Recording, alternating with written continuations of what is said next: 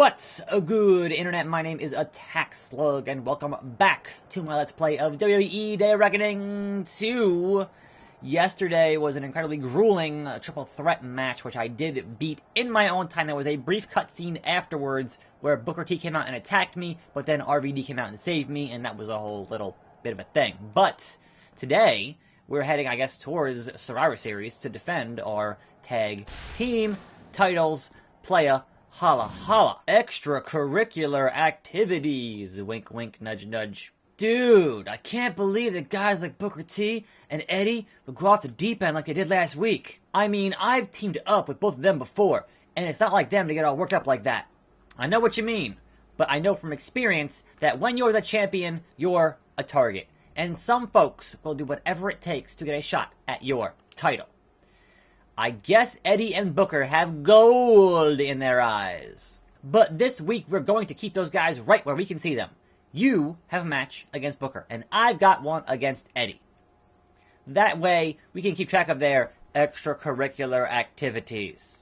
And so we have three options: singles match, submission match, and a steel cage match. I'm just going to go singles.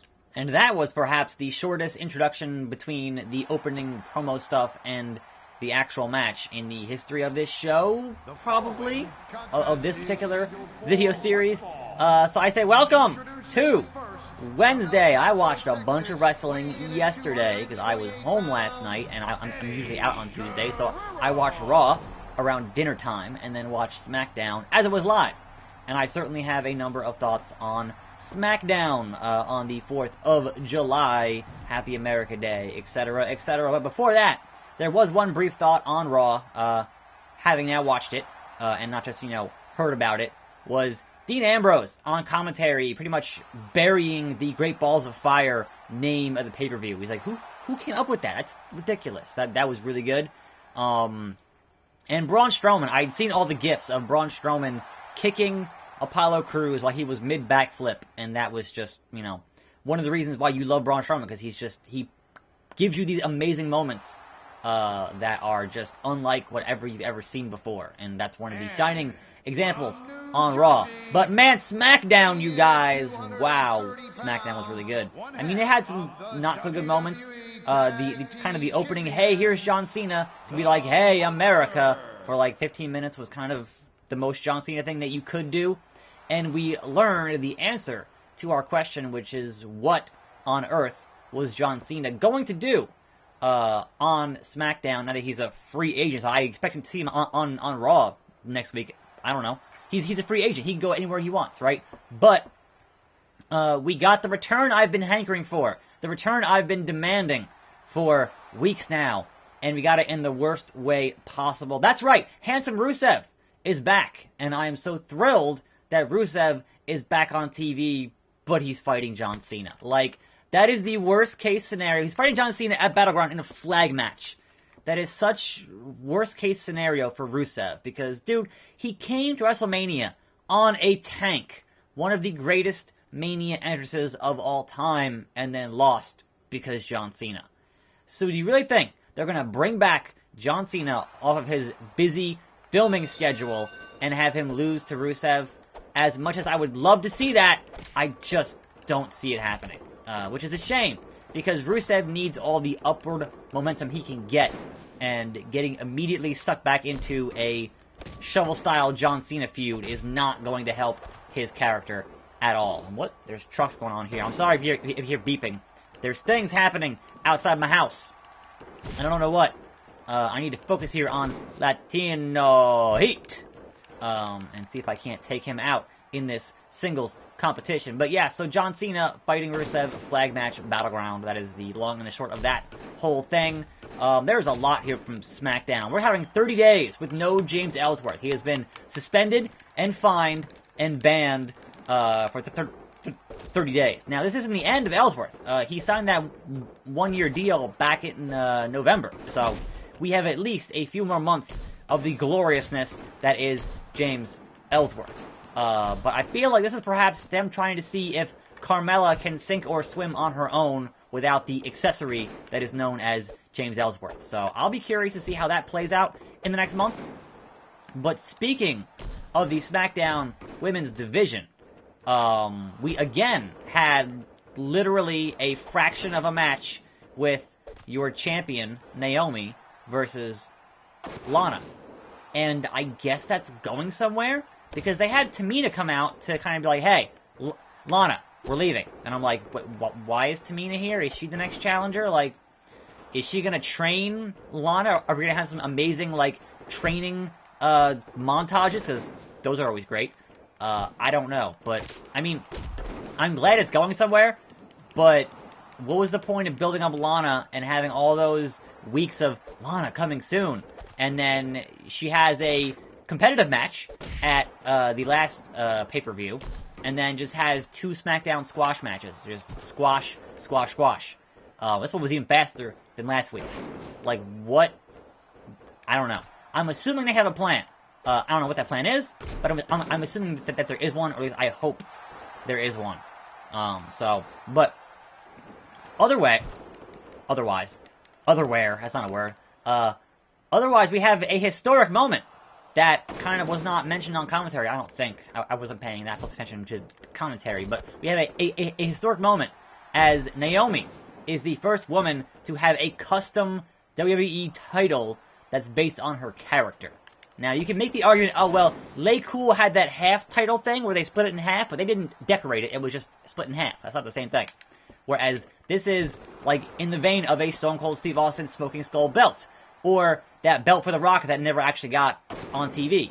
Or John Cena and his various spinner titles. I'm pretty sure, I could be wrong, but I'm pretty sure that Naomi is the first woman in history to have her own custom title. So, awesome. They spent so much time talking about the women's revolution and equality and everything else, that just elevates them to a whole different level. So, that is awesome to see, and I'm happy to see it. So, elsewhere, hold on here, I gotta look at the, oh!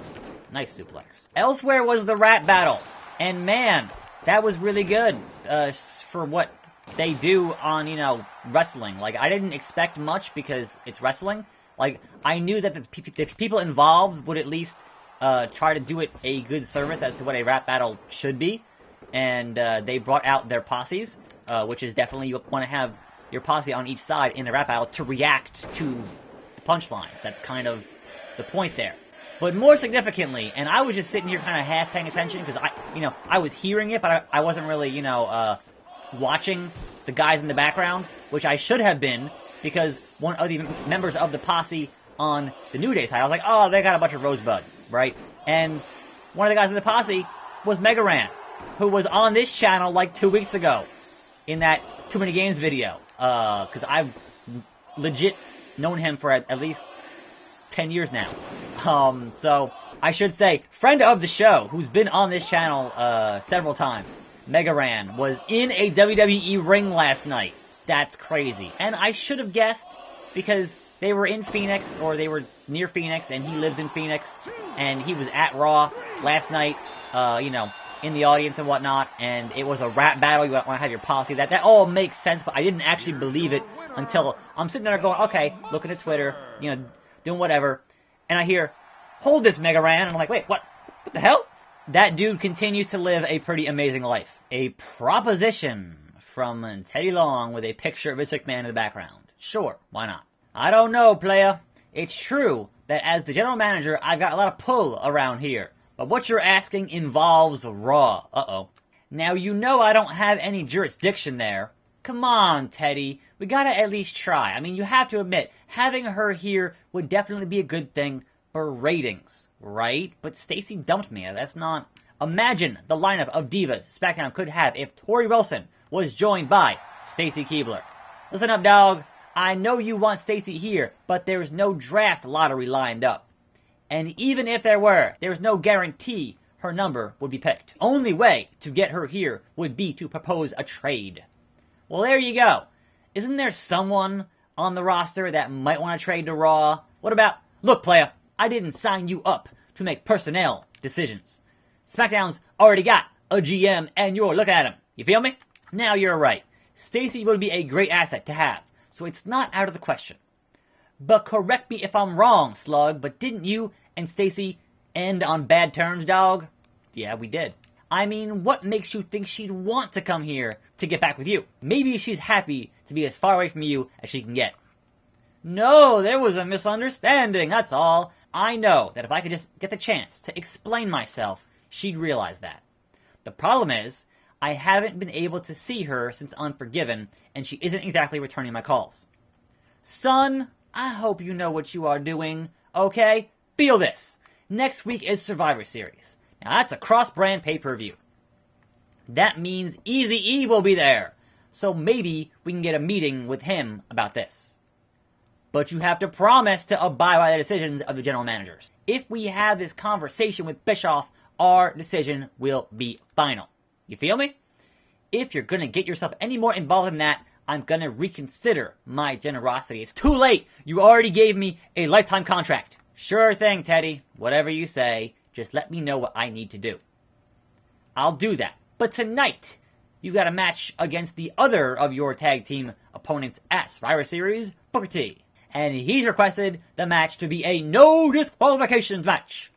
You better go and get yourself ready, player.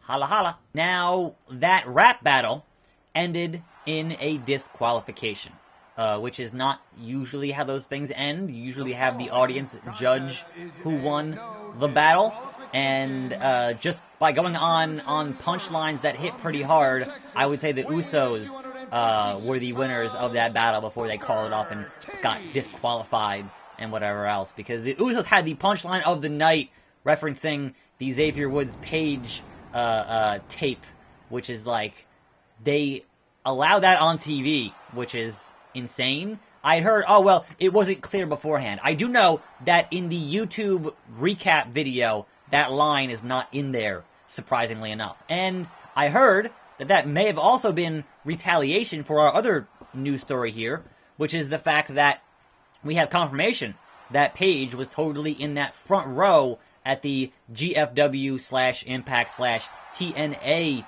pay-per-view on Sunday night, wearing a luchador mask. But behind her, someone had got a picture, and she was holding her phone, and like her past, you know, kind of to be able to go backstage and stuff, and her past had her actual real name on it. So yeah, that was Paige. So how dumb can you? Like, are you trying to get fired? Are you trying to push the limits to see how far you can go before they actually fire you or whatever else? That's just whatever. So if having that punchline on SmackDown was retaliation for the thing on Sunday, that would not surprise me, because wrestling is full of very petty people at the highest levels of the business. But yeah, that one punchline was pretty much what a rap battle should be. You cut personal and make the crowd go, oh my goodness! Like, the reaction there, like, even me sitting here, I was like, did he just say that?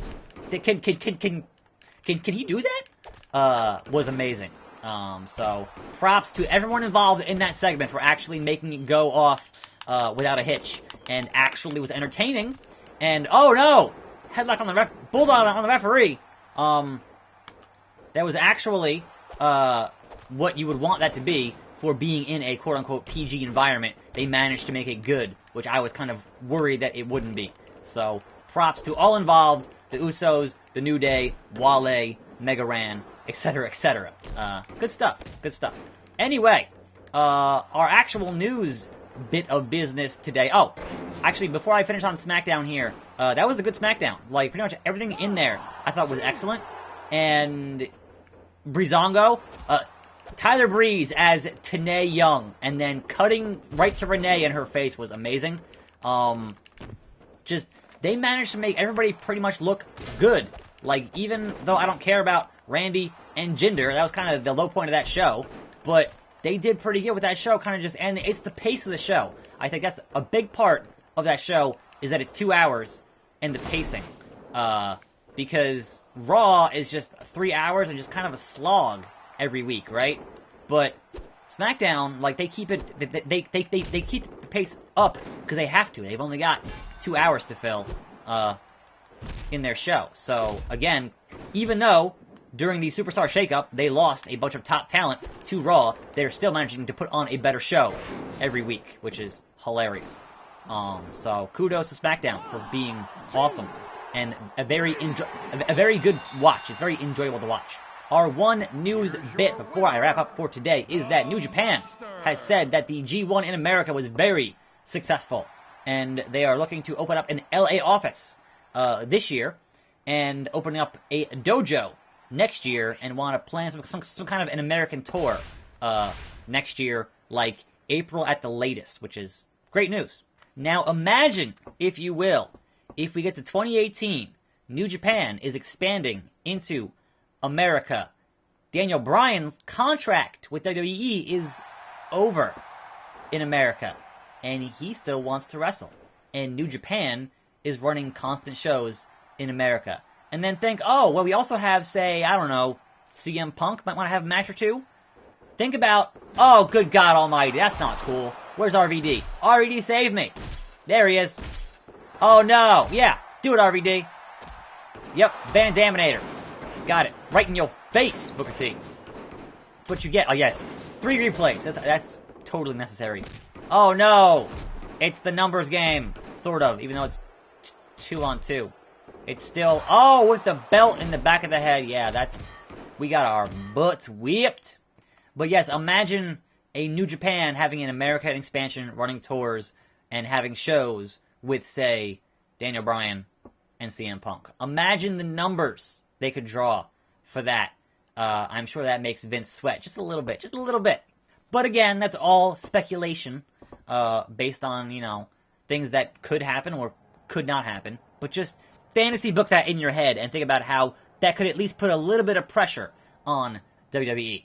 Anyway, that was today. That was Wednesday. I'm attackslug. Thanks for watching. More videos every day. And I'll see you next time right here on this channel. And I'm out.